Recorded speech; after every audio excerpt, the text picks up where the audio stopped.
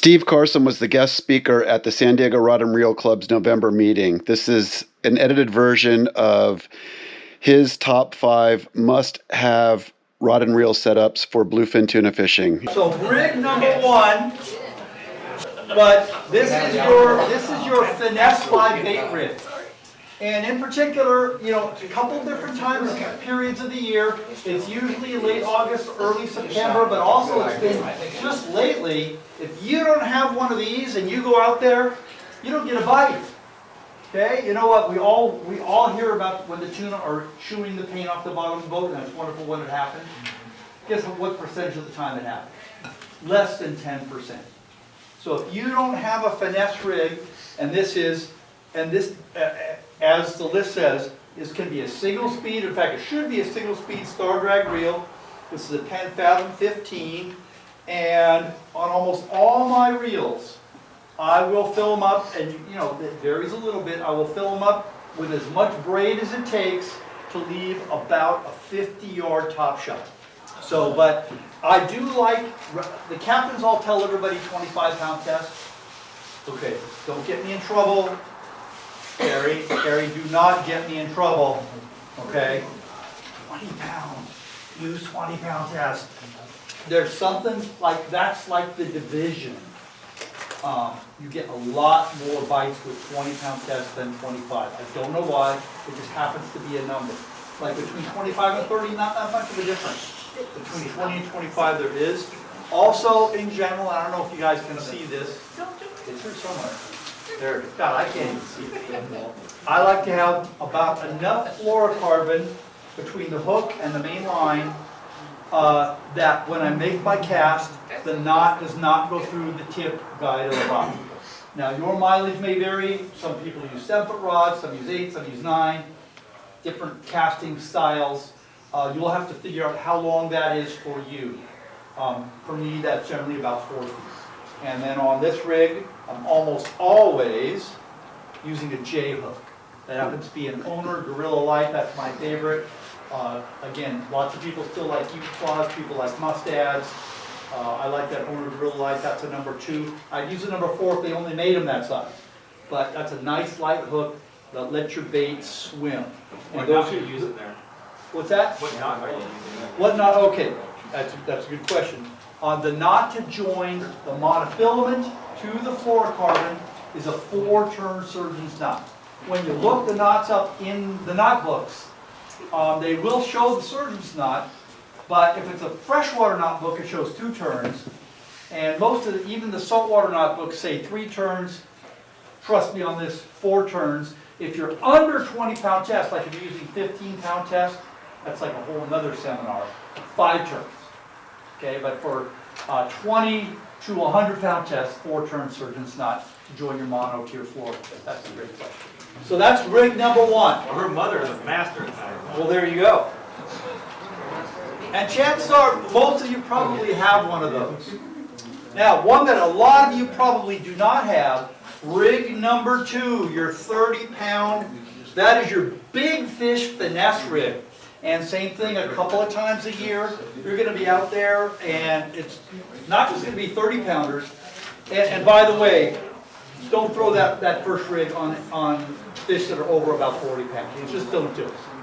But lots of times you're going to go out, and there's going to be 50, 60, 70-pound bluefin swimming around the boat, and you wish they would bite 40-pound test, but they won't do it.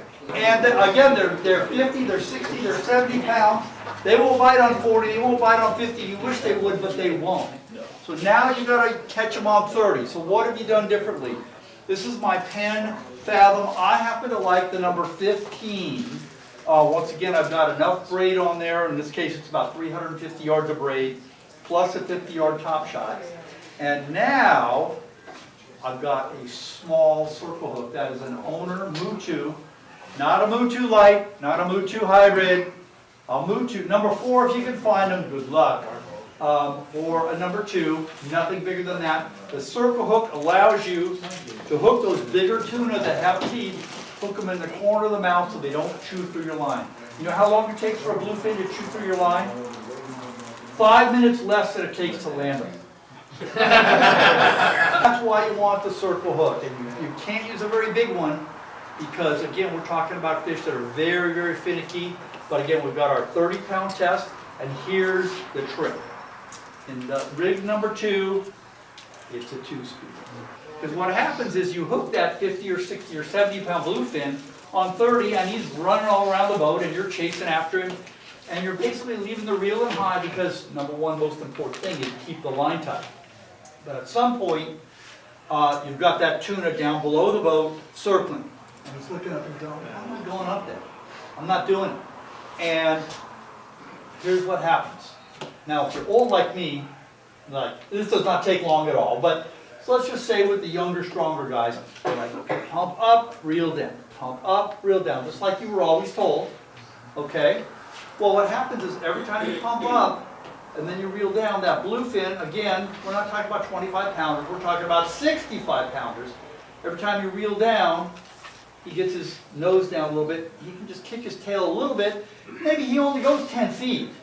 But every time you pump up, then when you reel down, he's doing this. Now you've protracted the fight, and it could be an hour or an hour and a half or 2 hours. Something's going to go wrong. Okay, shark is going to come along. Your best friend who you didn't know you had is going to get tangled up with you, etc., etc. So what happens is, and the older guys actually do this better than the young guys, because they're like, I'm not overpowering this fishing, so it's not happening. You push the little easy button, okay, and you just start grinding. And so what happens is there's that bluefin down there circling like this. He's looking up. He's like, no, no, no, I'm not going there. And you're just grinding. And you're never giving him a chance to point his nose down. So he's circling. Maybe he's only coming up 6 inches each circle. Okay? And you're just winding, you're winding, you're winding. Now he may run. I don't want to say that he's never going to run again. Don't lock the drag up. But every time he stops running, you just keep grinding. And then pretty soon, he's coming right up to the surface. And you've either landed him a lot faster than the young guys, or more likely, you actually landed him, because when you cut that fighting time down, you've avoided all those potential calamities. Okay? So that's rig number 2. Chances are, unless you've been fishing bluefin seriously the last couple of years, you may not have one of these. Steve, what's the difference between the fathoms and the torques? Okay, I'm glad you asked that. That's the one question I'm going to take, because I knew somebody was going to ask it. Okay. I just so happened to bring a torque with me. That is a whole lot bigger than the other side. I know, but all the sizes, you can get both fathoms and torques in all the same sizes. So the difference is, okay, you can't really see it because now they're the same color now. The old ones used to be black.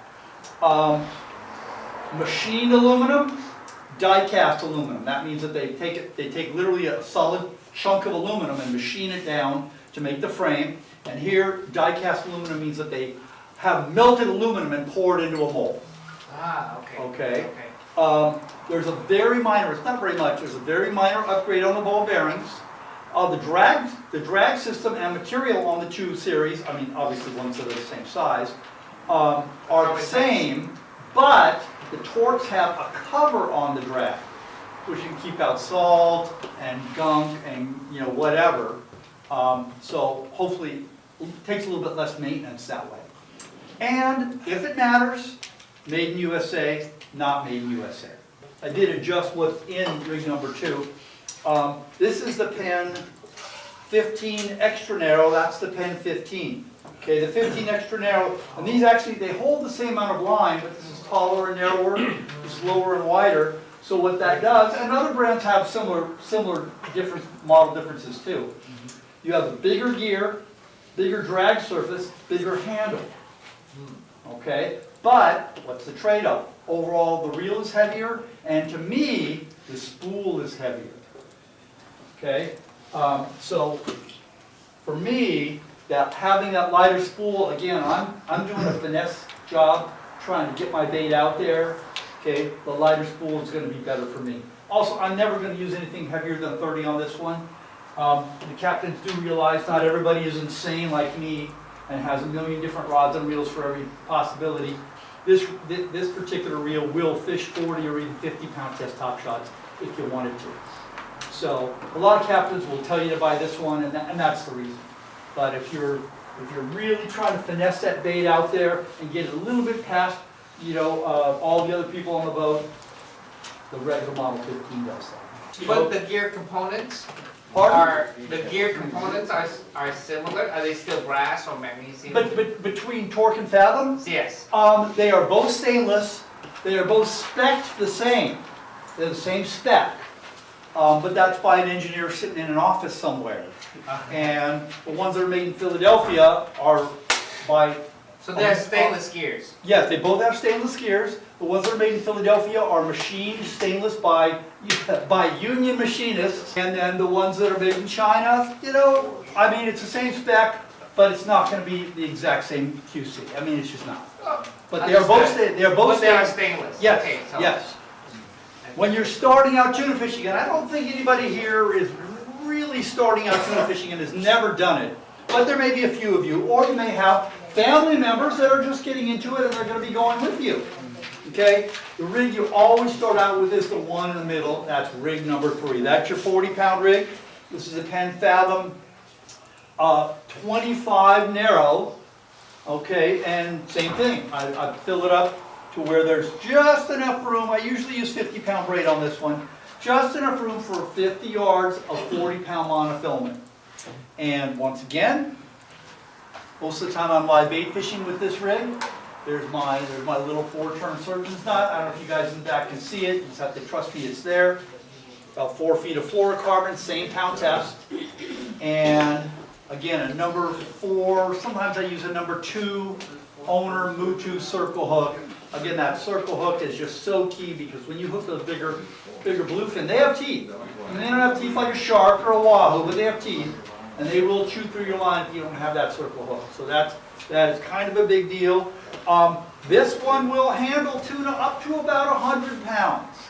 100-pounders have been surprisingly, I don't want to say easy, but my landing percentage is very good. Once you kind of get over exactly how to work the drag, and in particular, once again, there's that easy button. And guess what's going to happen? That tuna is, turn the handle, Randall. That tuna is just going to circle right up. He's looking up at you and goes, "How are you doing that?" And it's all the easy button. And you know what? Sometimes the tuna will go, "Oh, I'm going to go do something." He's going to run like crazy. Just like that. Now you're back in high.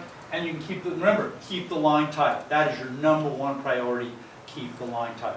So a lot of people will, I see this happen all the time. They'll put it in low, they'll reel in their fish, they catch their fish, oh my God, they're all happy, they pose with the picture. They keep fishing in low, they don't even realize it. So make sure that after you've landed your fish, you pop it back into high. Okay? So unless you have a really big fish, right down below you're going, "I'm not coming in," you're going to be in high almost all the time. So for small fish, medium fish, you stay in high. Only for big fish do you go to low. Okay?